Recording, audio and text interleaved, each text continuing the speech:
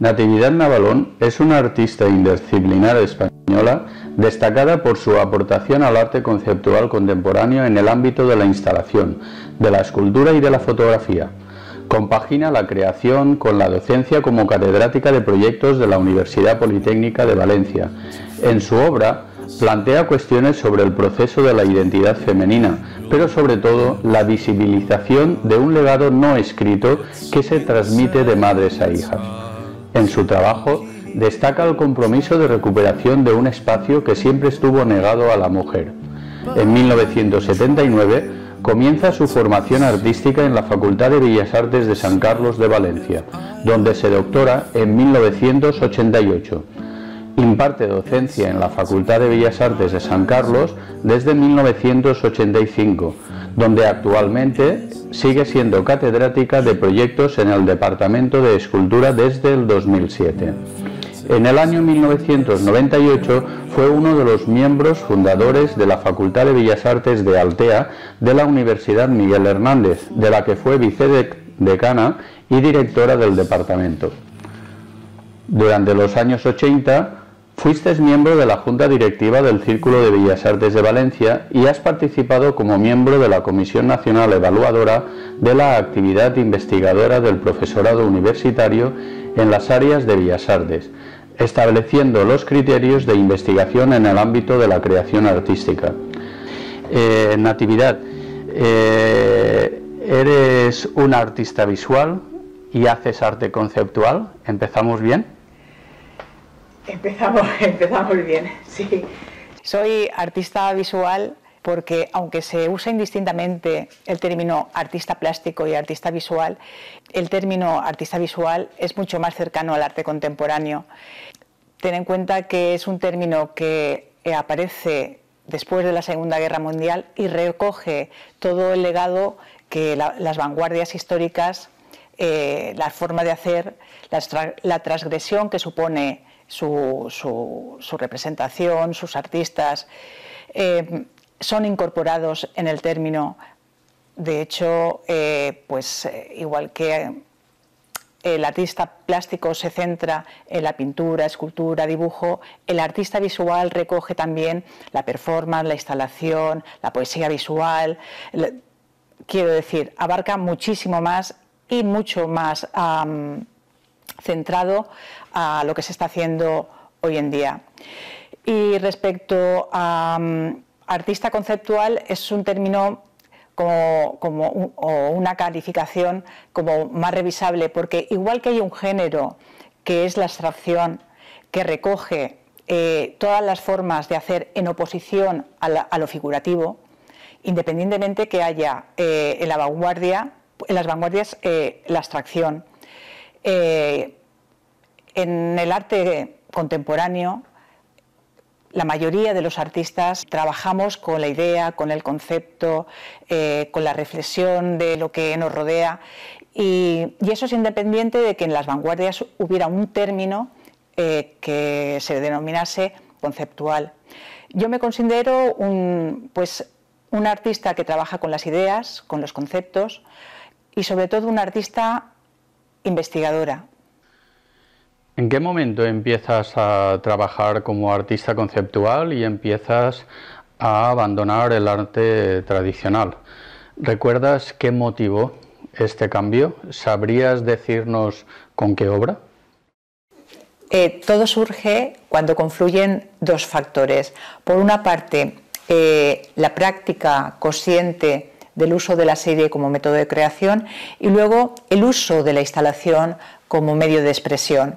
Estos dos factores cambian por completo mi forma de entender el arte, mi forma de hacer, mi forma de representar, la manera de entender el arte. Esto coincide con la realización de la serie Espacio Urbano, que la estoy elaborando para desarrollar la tesis doctoral. Una tesis doctoral que se basa, como te he dicho antes, en el método de trabajo, y para ello utilicé la serie Espacio Urbano, puesto que era una reflexión sobre el espacio arquitectónico desde el punto de vista o la mirada que nos ofrece Gastón Bachelard en su libro La poética del espacio. En la serie Espacio Urbano 1984-1988 te centras en el estudio de métodos de creación plástica. Esta obra estuvo premiada por distintas instituciones públicas y forma parte de diversas colecciones de arte como la Fundación La Caixa, Museo de Arte Contemporáneo de Vilafamés, la Diputación de Alicante y Murcia y diversos organismos de la... Sí, es una obra que intenta mostrar esa visión de la ciudad, casas, calles, callejones, muros, puertas y rincones. Fue un proceso que me llevó del espacio exterior hacia el espacio interior.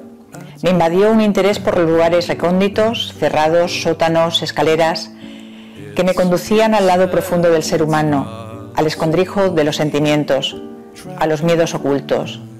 Fue entonces cuando descubrí en el taller que al juntar las esculturas que estaba creando, construía un espacio que me hablaba. Me di cuenta de que las obras ya no aparecían como piezas individuales, sino que representaban una habitación que parecía habitada. Me remitían a un desván. Y es a partir de ese encuentro casual en mi taller cuando cambio la manera de entender el arte. Es cuando empiezo a trabajar con un medio de expresión que es la instalación. La instalación es lo que me permite pues, aflorar mi discurso, mis reflexiones, mis dudas, mis sentimientos. El uso de la instalación me permite darle voz al espacio, considerar al espacio no como el contenedor de las obras, no como el espacio expositivo, sino como un material de trabajo, como parte de la obra misma. La verdad es que el uso de la instalación me permite generar una serie de obras, pero son obras irrepetibles, porque al cambiar de espacio, la obra ya no se ve igual. Es una obra completamente distinta. Entonces, las obras transmiten cosas distintas, connotaciones distintas, según el espacio y según la relación que existe entre ellas. Pues bien, en ese contexto yo estaba realizando esculturas de la serie Espacio Urbano, las escaleras, los sótanos, las puertas, y me disponía a hacer mi primera exposición individual en la Galería Pospos, que está en la calle Bolsería. Era una antigua casa, lo que hasta hace unos años ha sido Rosa Santos. Es una antigua casa y allí me di cuenta que iba a repetir los mismos elementos arquitectónicos que ya había. La escalera, el sótano, la puerta, el pozo. Y decidí llevarme las esculturas al taller y trabajar con los elementos de la propia sala. Me dije, si esta sala ya tiene una escalera, aprovéchala.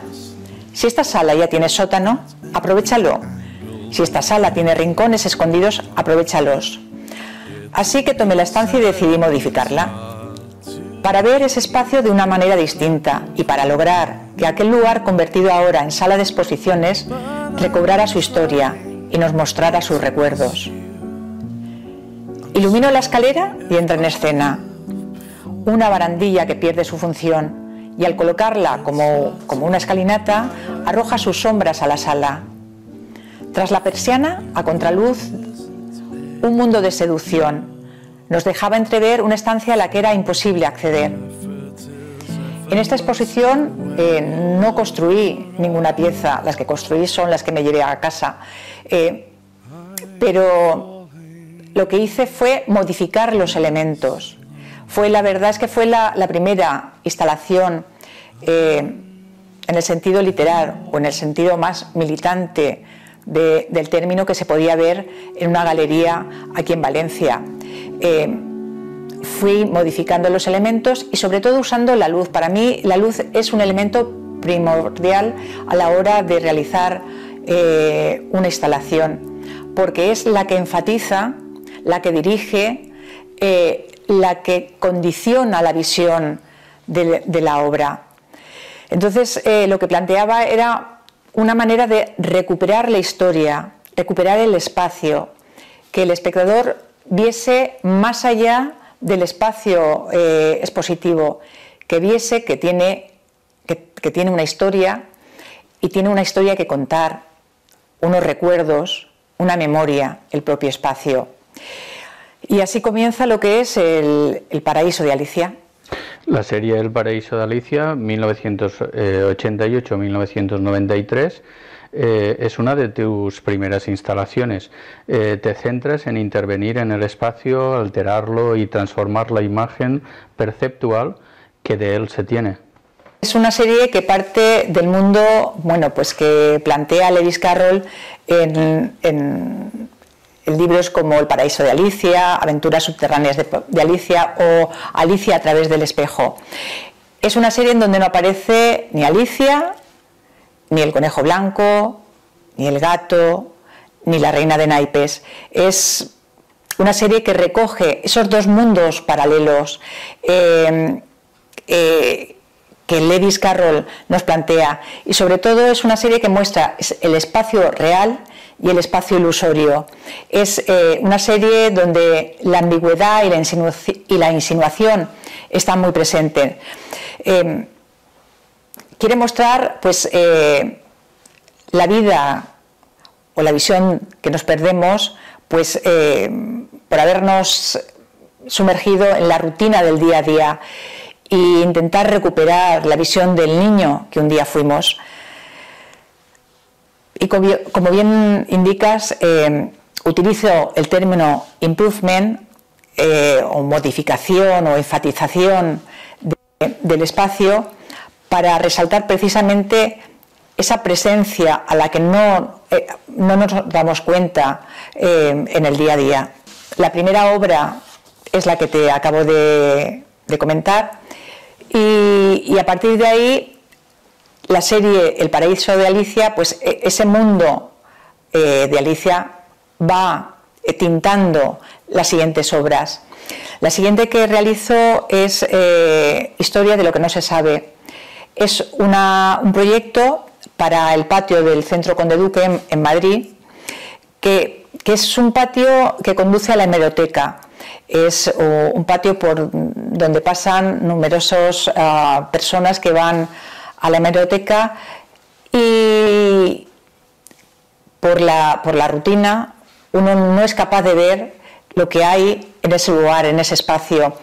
Mi intención era que el espectador fuera consciente del lugar que atravesaba todas las mañanas. Coloqué planchas de acero inoxidable pulido a espejo debajo de cada ventana para volver a mostrar ese patio. Entonces, al asomarte, lo podías ir viendo reflejado en cada plancha. Reflejo que por la calidez del material devolvía la imagen distorsionada. La imagen reflejada se cargaba de sugerencias, se convertía en un abismo. Cada visita nos deparaba una sorpresa. Una cajita, un reloj, una llave, que se columpiaba entre el espacio real y el espacio ilusorio. Era como el doble regreso infinito, el reflejo del reflejo, el ir y volver de un mundo a otro, como la historia de Alicia que sueña con el rey rojo, que sueña con Alicia, que sueña con el rey rojo, que Martin Gardner nos plantea en su libro Orden y sorpresa. La última plancha era una losa que tapaba el abismo. El espacio que habíamos visto reflejado ahora estaba encerrado. Habíamos conseguido que aquel mundo tomara vida y ahora lo echábamos en falta. Estábamos otra vez al otro lado del espejo, en el mundo subterráneo de Alicia. Por un lado, esta idea de mostrar el espacio existente, y por otro, el de atrapar el reflejo, van creando las bases de la propia serie, la serie de Alicia. Y con todo ello, pues paso a presentar un proyecto para las becas Alfonso Roig que se titula De la ausencia y de la memoria. Estamos hablando del año 1990.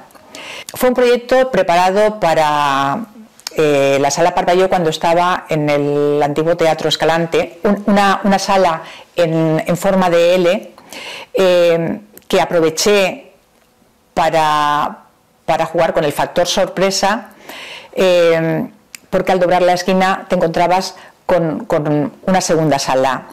Entonces, en la zona del pasillo habían dispuestas una fila de cajitas de plomo con el reflejo de una imagen. Era la imagen de una escalera que luego nos aparecería. La verdad es que atrapar el reflejo y meterlo en una caja es más fácil de decir que de hacer.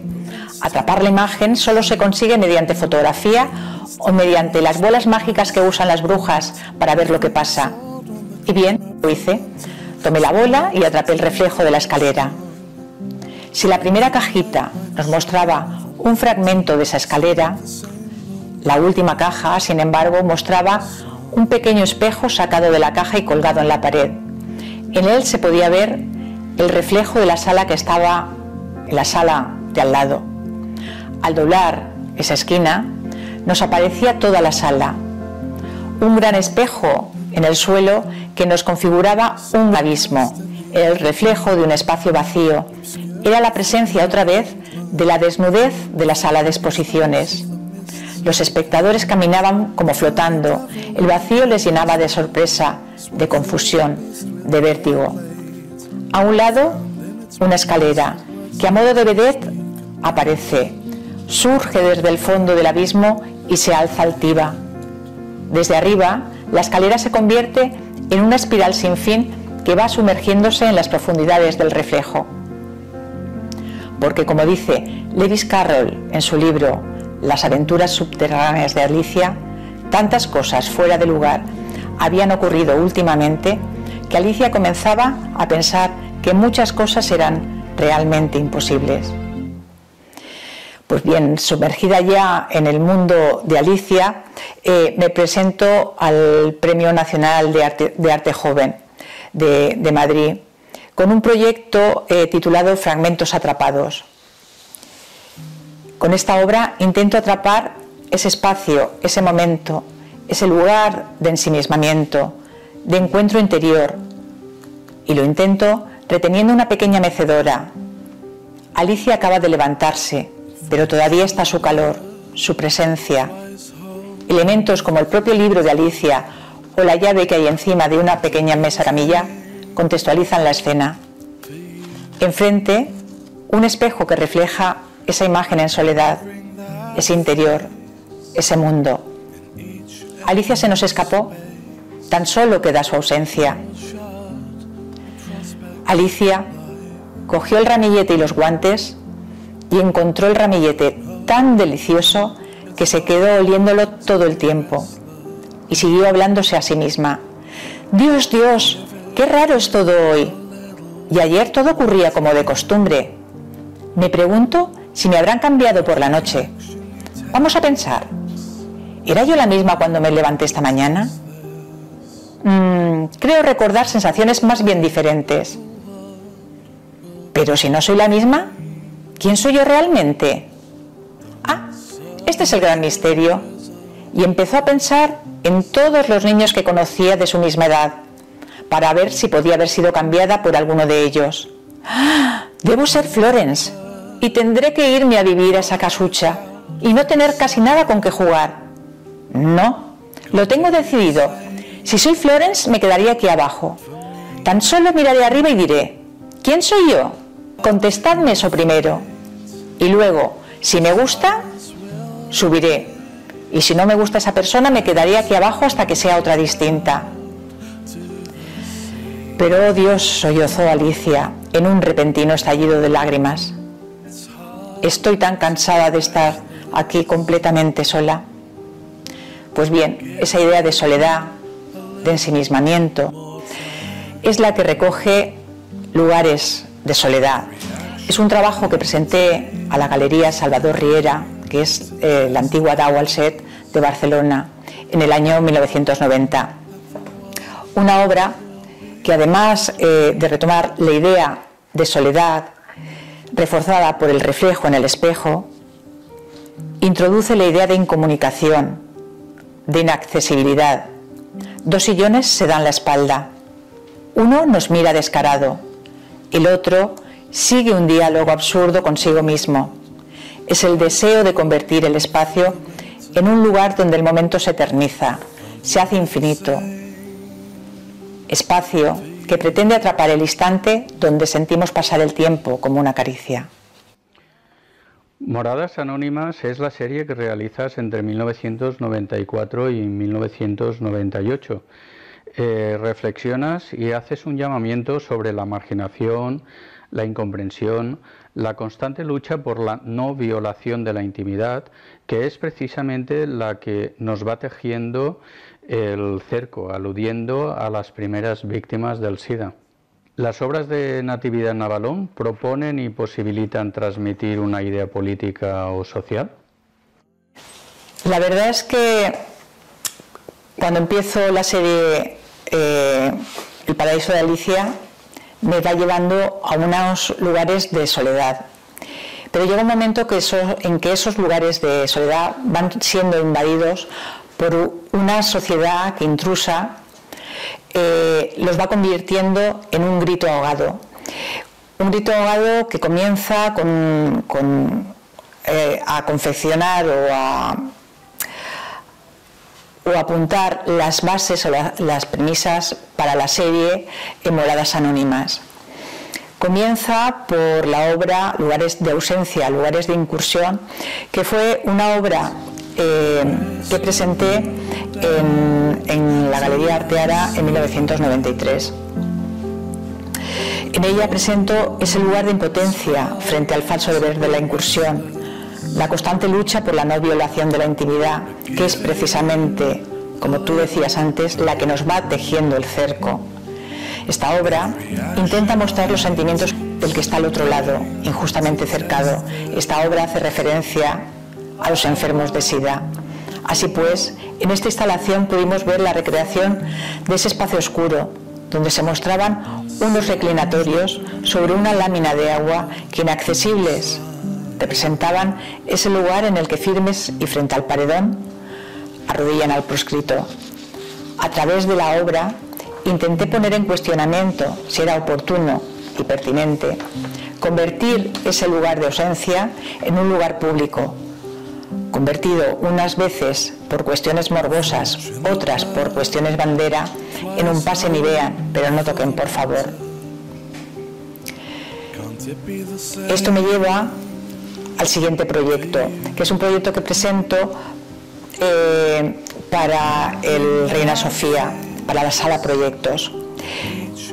La temática sigue siendo el aludir o el dar voz a aquella incomprensión, aquella incomunicación, aquel rechazo, aquella marginación que se estaba produciendo en aquellos momentos, y el proyecto se titula Mar de Soledades. Todas las obras el proyecto eran dos instalaciones. Las dos instalaciones estaban hechas para la sala, estaban construidas para la sala Proyectos. Ese lugar acotado aparece aquí en forma de islas anónimas que a modo de una película pasan por la sala, convertida ahora en la pantalla de la vida y dando sentido al infinito. Aquellos espacios vacíos, oscuros, de soledad, se convierten ahora en una distribución de lechos que invaden todo el espacio. Aparecen por el fondo, se nos acercan y desaparecen a nuestra espalda. Lechos en los que la memoria y la ausencia yacen, dejando en la plancha de acero la huella del calor del que lo ha habitado. Son moradas que representan la marginación, la pasión, el placer, la incomprensión. Lechos que, convertidos en losas, aparecen anónimos, pero siempre habitados. Mar que nos empuja al abismo del vivir. Si la primera parte del proyecto la llenaba un laberinto de lechos, la segunda parte estaba lleno del vacío. Y digo lleno del vacío porque aparecía un gran espejo que ocupaba todo el espacio de la sala. Nos mostraba otra vez un gran pozo. El espectador, después de pasar por los estrechos pasillos, intentando no rozar aquellos lechos, intentando no formar parte de ellos, intentando no contaminarse de su frialdad, es abocado a ese pozo, se asoma a un abismo, se llena del vértigo de la vida. En la serie Mi cuerpo, aliviadero y miedo, 1996-2003, nos propones revisar los arquetipos femeninos desde tu condición y perspectiva como mujer. ¿Te consideras vinculada a las narrativas feministas? Pues como te comentaba antes, en el proceso de mi obra ha habido pues un recorrido desde el mundo exterior hasta el mundo interior. ¿Qué hay en el umbral entre esos dos mundos? Pues está el yo, está el cuerpo, y ese yo es un ser, y es un ser femenino. Entonces, a partir de ahí aparece la condición de mujer, con ese tinte que va dando color al resto de las series que vienen a continuación. Empiezo con esta temática basada en esas narrativas femeninas, como tú comentas, con la obra o con la serie Mi cuerpo, aliviadero y miedo. Esta serie hace mención y sobre todo plantea o visibiliza un cuerpo marcado por la vida. Es el cuerpo de una persona en soledad, abatida por la lucha y por las constantes conquistas diarias. Esta serie supone un estudio pues, de los procesos de identidad, de estudios de género o del feminismo. A partir de ella realizo una serie de obras que terminan pues, con una instalación que un poco es la síntesis de todos esos estudios. Son obras que recogen aspectos desarrollados pues, por Virginia Woolf, Carmen de Burgos, que según la filósofa Mercedes Gómez Lessa es nuestra Simone de Beauvoir, pero 20 años antes, o Judith Butler. En esta serie planteo la piel que nos envuelve como traje, como protección, a modo de crisálida. Utilizo pues, elementos de costura como el hilo, las agujas, acciones como el tejer, que van marcando como armas, hacen incisiones, son las huellas que recoge la piel, las cicatrices de la vida. Este estudio nos permite plantear pues, el cómo nos ven y el cómo nos vemos. Planteamos en ellas connotaciones, prejuicios, imágenes y arquetipos.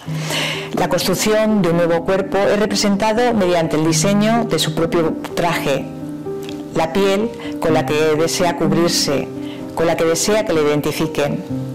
Mi cuerpo, aliviadero y miedo, plantea el cuerpo como sumidero o lugar donde acontece el encuentro con la vida. Ese cuerpo es la piel, el abrigo que nos protege. Es el límite entre el corazón, nuestros sentimientos y el espacio exterior. Todo lo que pasa a través de nuestro cuerpo. Todo lo que expresamos, todo lo que sentimos, todo lo que sacamos, lo manifestamos a través de él. Entonces el cuerpo es como el escenario donde acontece la vida.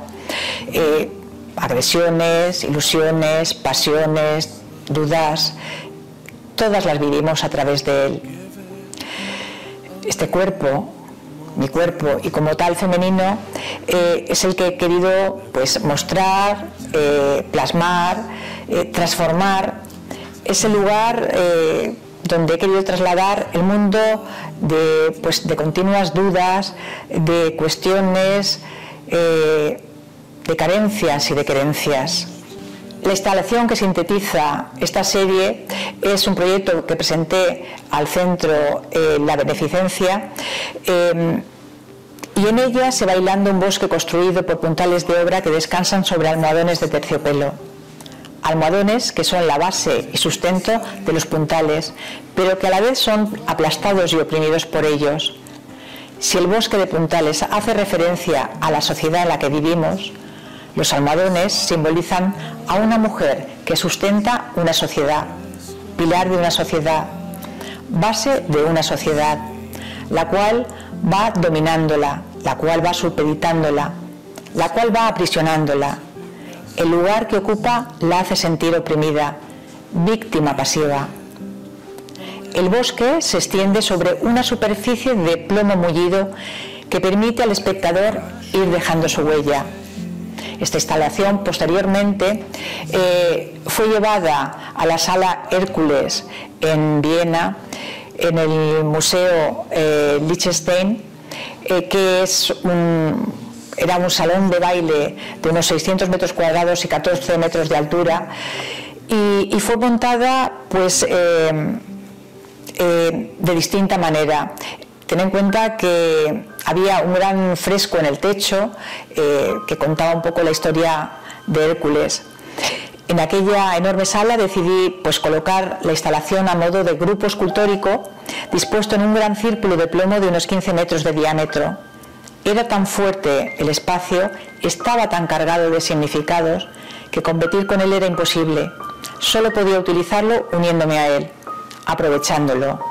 Los puntales no podían llegar nunca a ese techo tan alto y decidí que fueran las sombras las que unieran el techo con la escultura. Usé unos cañones de teatro, los puse en el suelo y así la obra creció hasta el techo. Esta vez la carga histórica y cultural del techo pesaba visualmente sobre la sociedad formada por el bosque de puntales. Flotaba como una nube encima de ellos y los almohadones de terciopelo granates, barrocos sellos, eran otra vez oprimidos por la tradición y la historia. La sala barroca de la época acogía una pieza barroca de este siglo, que era mi instalación. Esta instalación hoy forma parte de la colección de arte contemporáneo del IBAM. Con esta pieza precisamente podemos ver pues, lo que hemos comentado antes, cómo una instalación cambia en relación al espacio donde esté ubicada, cómo la lectura es diferente, cómo el espectador lo ve diferente y cómo aspectos o características del espacio arquitectónico interfieren en la propia lectura de la obra. Por lo tanto, cada instalación es irrepetible. Continuamos repasando tus series. Tu trayectoria artística comenzaba con la primera exposición individual en el año 1987 en la Galería Post en Valencia. Tus trabajos más importantes han sido desarrollados a través de diferentes series. En la serie Sin Perdón, entre el 2000 y el 2006, el estudio sobre procesos de identidad y arquetipos femeninos te han llevado a la interpretación de ciertos rituales o acciones asociadas a la mujer. Esta serie plantea pues, a una mujer mucho más serena. Plantea todo el proceso ritual de ensimismamiento, el trabajo como rutina, en donde la mujer día a día realiza un trabajo de introspección también. Este trabajo es recogido por la serie Sin Pedir Perdón, como tú mencionas, y entonces aparecen como elementos cotidianos, la manera sistemática, repetitiva de hacer las cosas, el trabajo manual, elementos cotidianos, esa labor repetitiva que en el continuo devenir de los días golpea en el interior y a modo de mantra le sirve para tomar conciencia de su ser.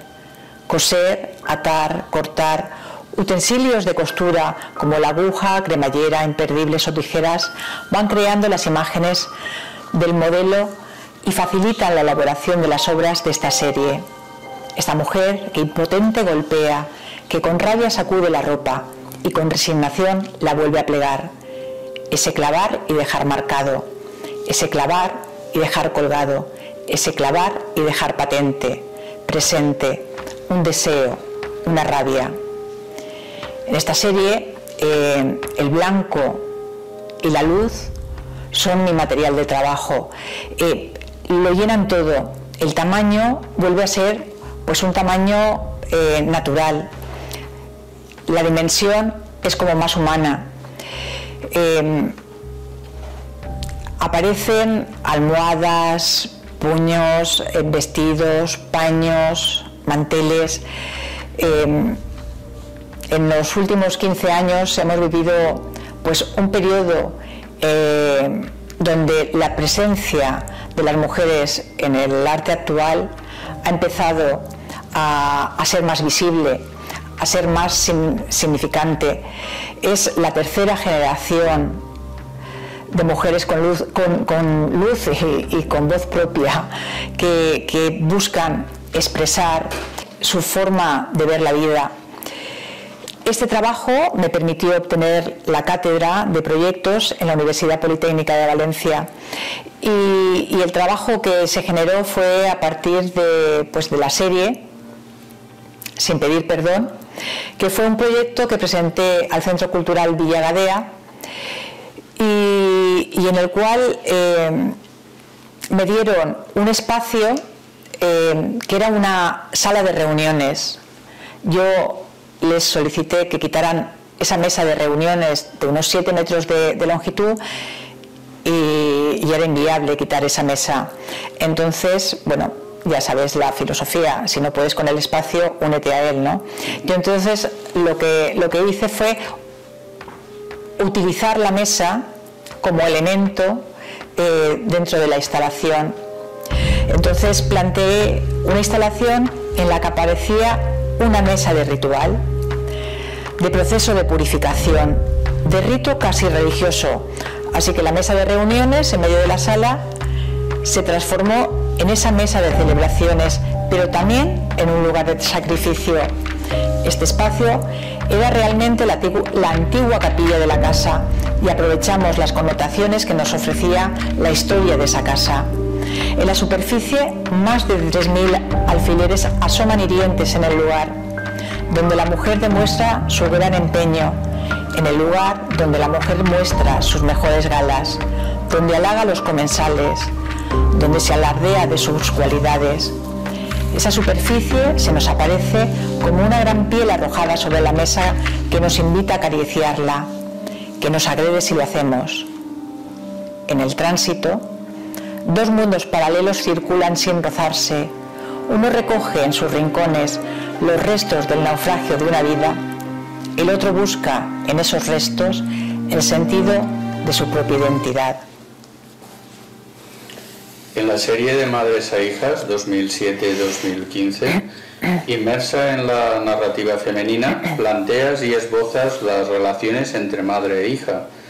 Este trabajo, entre otros, recoge el papel de las mujeres que desde la soledad son transmisoras de un legado no escrito.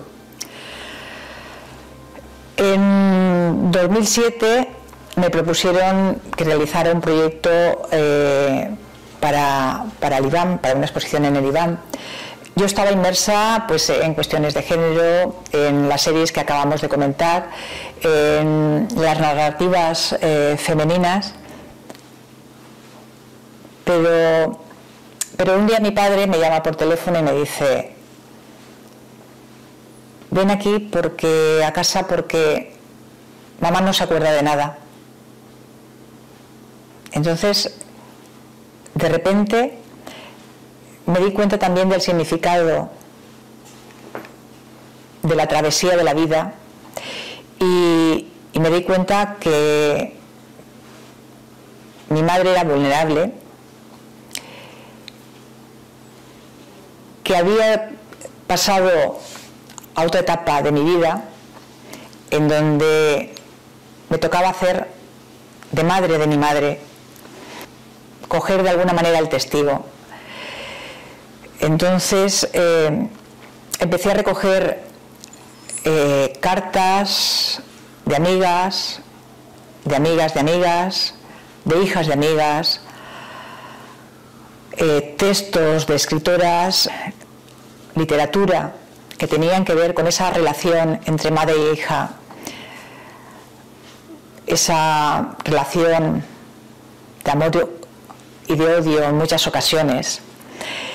Esta narrativa femenina va invadiendo la serie y supone pues el darse cuenta de que existe un paso generacional, un paso de testigo.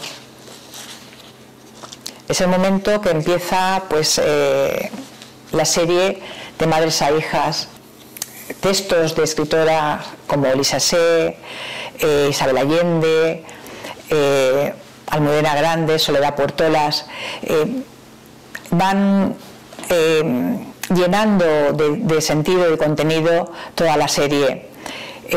Textos sobre la pérdida de la madre, sobre el dolor, sobre el sentido de la vida, van tintando también el proyecto que tengo que presentar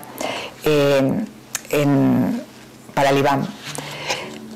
Cada una de estas historias son un relato de cómo tantas veces las hijas enseñan a sus madres, del mutuo sentimiento de identificación, de cómo las diferencias generacionales se encuentran cuando se trata del sentimiento de soledad que tenemos durante nuestra travesía por la vida. Textos que nos demuestran cómo, a partir del reconocimiento de nuestras carencias, podemos aprender a perdonar y cómo el amor sobrevive a pesar de todo, en un lazo tan estrecho como el de una madre y su hija. Historias en las que sucumbía un amor por la vida, por dejar un legado, por pasar el secreto que todas las madres tienen el privilegio de pasar a sus hijas. Así comienza la serie de Madres a Hijas, en la que quiero profundizar precisamente en esa relación. Y realizo la exposición La maleta de mi madre.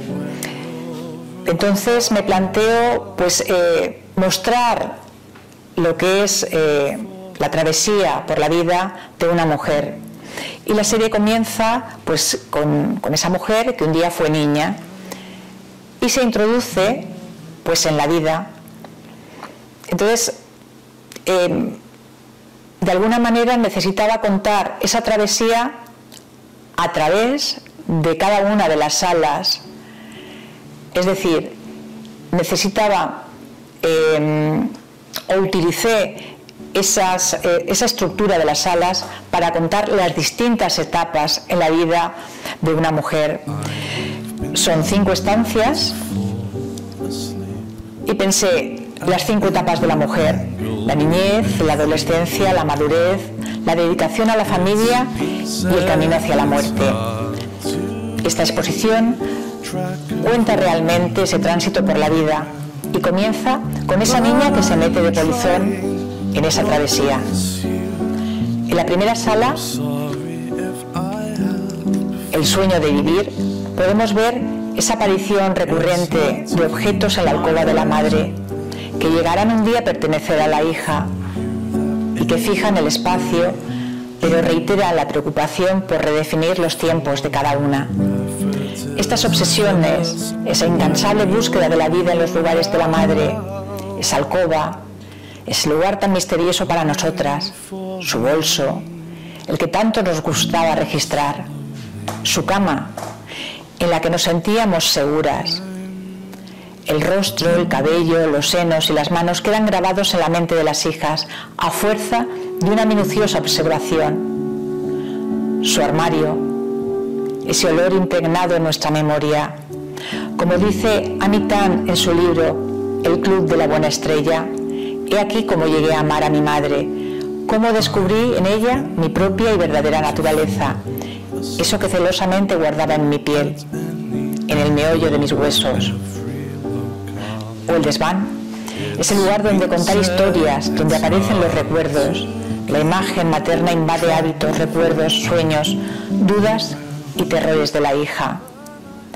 Si la primera sala hace referencia a esa niñez, la segunda sala hace referencia a la adolescencia, a esa tensión en la relación entre madres e hijas. Cada una de estas historias son un relato de cómo tantas veces las hijas enseñan a sus madres, del mutuo sentimiento de identificación, de cómo las diferencias generacionales se encuentran cuando se trata del sentimiento de soledad que tenemos durante nuestra travesía por la vida.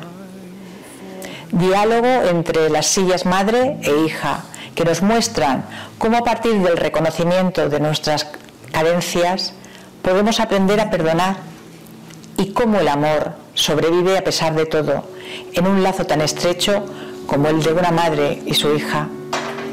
Historias en las que sucumbe un amor por la vida, por dejar un legado, por pasar el secreto que todas las madres tienen el privilegio de pasar a sus hijas. La relación madre-hija es una relación compleja. En ella se entabla una danza de amor y desamor, de amor y de soledades. En el paso por la vida, las relaciones que establecen madres e hijas están llenas de amor y odio en dosis repartidas. Hay competencia, hay reproches, hay dolor. Es un proceso de búsqueda de identidad, asumir el género, asumir el yo. La verdad es que la vida es un continuo tránsito de niña a mujer, de hijas a madre. Es un tránsito de aprendices de vida a preceptoras de legado. Media vida la pasas aprendiendo, la otra media tienes que poner en práctica lo aprendido. Todo eso forma parte para asumir la muerte. Un día abrimos la maleta que nos pasaron y a la cual renunciamos. Buscamos el espejo para encontrar nuestros reflejos. Indagamos en nuestros designios. Intentamos ordenarla y tenerla a mano para cuando debamos entregarla. Es demasiado larga la vida para ir cargada de más. Recuerdos, indecisiones, sueños y fracasos, consejos, presencias, deseos, ilusiones, dudas y naufragios. La tristeza, mamá, ¿es a dónde la pongo? Ahora sola. Ya no era una hija, ahora solo era una madre. Tenían que pasar el secreto que todas las madres tienen el privilegio de pasar a sus hijas. Ahora sola, empujada al camino, con el legado recogido y la maleta como compañera de viaje. En el pasaje, todavía buscamos esa niña que un día fuimos, esa mirada que ya no encontramos. A partir de ese tiempo amargo, por una parte, pero también dulce, que es la travesía por la vida, planteo la obra en la cuarta instalación, una obra titulada Tiempos de arroz y sal. Es el momento en donde la mujer es adulta, construye una familia, es el tiempo de dedicación, pero también es el tiempo más intenso en esa travesía. Es el camino más largo, la educación, el cuidado de la familia, la soledad, al final, la infertilidad. Un gran barco de plomo de más de 6 metros de longitud se extiende por el suelo hacia el final de la sala. Va cargado con 900 toallas. Una y otra vez intentamos buscar nuestro lugar. En el tránsito intentamos depurar el legado. Vamos limpiando las dudas, los errores, los desvelos. La hija aparece como el lazo entre el pasado y el futuro. A través de los ojos de la hija volvemos a ver a la propia madre. Somos el eslabón entre el antes y el después. El barco sigue navegando y ni tan siquiera tirando el ancla al fondo detendremos el ciclo que se lleva algunos miedos y trae otros. Porque solo navegando se olvida que el ciclo es inexorable, que si aprendemos de mamá las primeras caricias será para dejarlas cuando nosotros tengamos que enseñar las nuestras. Y al final, pues al final tenemos que pasar el legado. es el momento que tenemos que asumir la muerte. Es el paso del testigo. No está en nuestra misión seguir, está en nuestra misión pasar lo que hemos aprendido, dejarnos ir para que otros ocupen nuestro lugar. 7 láminas de agua representan el tránsito de la muerte. El ciclo se completa, el juego de los espejos desboca su reflejo y nos muestra que la vida continúa sea quien sea la que en ese momento ocupa ese lugar, ese tiempo. En un extremo la madre se lanzará desde el trampolín para sumergirse en un viaje sin retorno. Del otro lado, la hija resurge para comenzar una nueva vida. Esta muestra es un homenaje al papel de las mujeres como transmisoras del saber y a las que no pudieron elegir su forma de vivir a lo largo de los siglos frente a las actuales, que como muestra de solidaridad deben dar valor a su legado. El legado, transmisión, el tránsito, ese continuo tejer de abuela a madre y de madre a hija, ese hacer entrega, ese dar vida que nos prepara para la muerte. Unos y otros tiempos, unos y otros espacios, madres e hijas, en una repetición sin bordes, son las que en suma darán sentido a esa sutil estela que es el paso por la vida. Nos encontramos otra vez en el inicio, la ilusión de quien avanza enamorada de su huella, sin recordar que las olas han borrado ya otras pisadas. Porque antes hubo otra mujer que pasó por allí, y antes, y antes. Como te decía al principio, la creación artística para mí me sirve para reflexionar sobre la realidad que me rodea. Y en ese contexto, pues la última serie que estoy realizando me permite ver pues la época que estamos atravesando. Estamos a principios del siglo XXI. Son unos momentos de principio de un siglo marcado por el miedo, por la falta de valores, por la falta de creencias, por la falta de seguridad. Y si hay una palabra que podría definir esta época, esa palabra es indigencia. Estamos atravesando la pérdida de todo fundamento. Nuestro suelo firme se ha derrumbado bajo nosotros, ha saltado por los aires.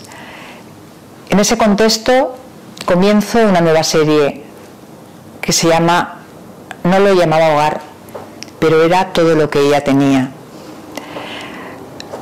Han estallado los cánones, los códigos, los patrones, los dogmas, y vivimos instalados en la posverdad, sin poder distinguir lo cierto de lo falso, lo claro de lo oscuro.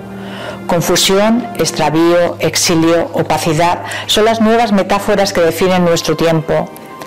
Mientras tanto, vamos como nómadas a la búsqueda de la otra orilla. Vamos como náufragos tras una nueva tierra sólida donde volver a levantar nuestra casa.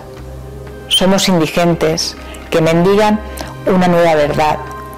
Huérfanos y desamparados nos hemos convertido en funambulistas del vacío. En este contexto, nosotras, como mujeres, vamos en busca no solo de un mundo nuevo, sino de una nueva identidad. Transitamos de los viejos códigos a otros nuevos que están por hacer. La vieja casa de la madre se ha derrumbado y vivimos entre escombros, entre heridas del patriarcado que nos taladra la piel con las finas agujas del debería ser. El pasado ya no cubre nuestras cabezas y esquivamos los caminos trillados de la vieja moral. Hemos de abrir nuevas vías en el hermetismo del caos. Tenemos que aprender a caminar solas para alcanzar un lugar más allá de toda violencia, de toda imposición, de todo orden. Queremos fundar un hogar propio aunque sea hecho de desechos. No lo llamaba hogar, pero era todo lo que ella tenía. Sitúa pues el estado de la cuestión, nos advierte del momento de pérdida, de duelo, de soledad y sobre todo de desarraigo. Nos podemos preguntar, ¿alguna vez tuvimos un hogar? La vida se encarga pues de enseñarnos esa fragilidad del suelo firme. Nos convertimos en náufragos, ya no nos sirven los patrones marcados. Nos sumergimos en la necesidad de pequeñas conquistas frente al caos, de la búsqueda de un refugio momentáneo frente a lo inhóspito. La vida de la mujer es la suma de pequeñas batallas. Una y otra vez construimos una morada donde sobrevivir. La necesidad permanente de conquistar, la búsqueda constante de la isla a la que asirse. Esta serie muestra imágenes de mujeres atrapadas en túnicas blancas que ocultan su identidad, túnicas que como lienzos inmaculados son heridos, marcados, invadidos, penetrados una y otra vez por punzones que atraviesan la piel mientras tejen la huella de la pérdida, del dolor, de la desolación. Iconos de mujeres que dejaron un legado no escrito en cada tiempo y en cada espacio. Mujeres anónimas, heroínas en una sociedad misógena. A nosotras nos corresponde ejercitarnos en un nuevo modo de pensar, el descubrimiento de nuestros miedos y los fracasos de nuestra historia, una puesta en cuestión de todo discurso. Este proyecto presenta un lugar de luchas y treguas en un campo de ausencia, de vacío, de mar, de inmensidad. La necesidad de encontrar una zona segura que mantenga juntas, sin confundirlas, la presencia y la ausencia. La vieja casa se ha derrumbado. Ahora nos queda ordenar nuestras dudas, plegar nuestras derrotas, apilar nuestros deseos. Un laberinto de caos como compañero de viaje. Es preciso desmantelar la morada para volver a habitar de nuevo. Queremos fundar un nuevo hogar. Las obras de esta serie no son una representación de la soledad, sino su misma sustancia. Y solo al asomarnos al abismo descubrimos que el vértigo de vivir nos acecha, pero es el único camino para salir del exilio, para cruzar la frontera. Se empieza a comprender que no se sabe vivir en soledad, pero tampoco inmersa en la sociedad de la mentira, de la posverdad. Somos conscientes de que por mucho que nos desesperemos, ese camino lo estamos recorriendo solas. Comienza en la exposición La era de la indigencia, realizada en el MUBI en 2020. Fue comisariada por la filósofa Mercedes Gómez Blesa y es fruto del diálogo entre arte y pensamiento. Nos plantea si alguna vez tuvimos un hogar, nos advierte del momento de duelo, de pérdida, de desarraigo y nos revela la constatación del naufragio, la intemperie, la ausencia de todo fundamento donde enraizar nuestras creencias. Como dice la comisaria, estamos comenzando un siglo marcado por el miedo, por la falta de valores, por la falta de seguridad. Esta orfandad de creencias deviene en un estado de indigencia, una existencia precaria, cuya única posesión es el encuentro consigo mismo. Es preciso descubrir nuestros miedos y fracasos. Es preciso desmantelar la morada para poder volver a habitar de nuevo. Es el único camino para salir del exilio, para cruzar la frontera. Ese rincón no es una representación de la soledad, sino su misma sustancia. Esta serie presenta un lugar de luchas y treguas en un campo de ausencia y de vacío. La necesidad de encontrar una zona segura que mantenga juntas sin confundirlas, la presencia y la ausencia. largas mesas dispuestas en un camino sin final, en las que amontonar nuestros pedazos, seleccionar nuestros ajuares, mostrar nuestros desechos. Recuerdos en blanco y negro que esbozan cada una de las estancias que un día fueron nuestro hogar. La vieja casa de la madre se ha derrumbado y vivimos entre escombros. Ahora nos queda ordenar nuestras dudas, plegar nuestras derrotas, apilar nuestros deseos para emprender una búsqueda nómada hacia un nuevo orden. El tiempo, en su devenir, nos mece entre lo que ya no existe y lo que todavía no es. Tan solo a veces un rayo de luz nos humedece la cara. Nuestra conquista del hoy, la tabla a la que asirse. Ese es el momento, porque ese es el presente.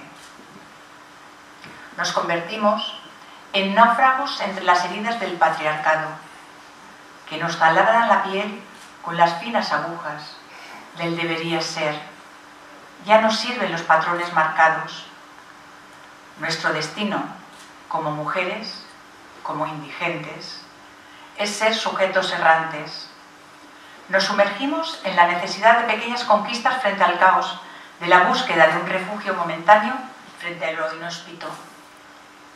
Mujeres atrapadas en túnicas blancas que ocultan su identidad, túnicas que como lienzos inmaculados son marcados, invadidos, penetrados una y otra vez, mientras tejemos la huella de la pérdida, de la desolación.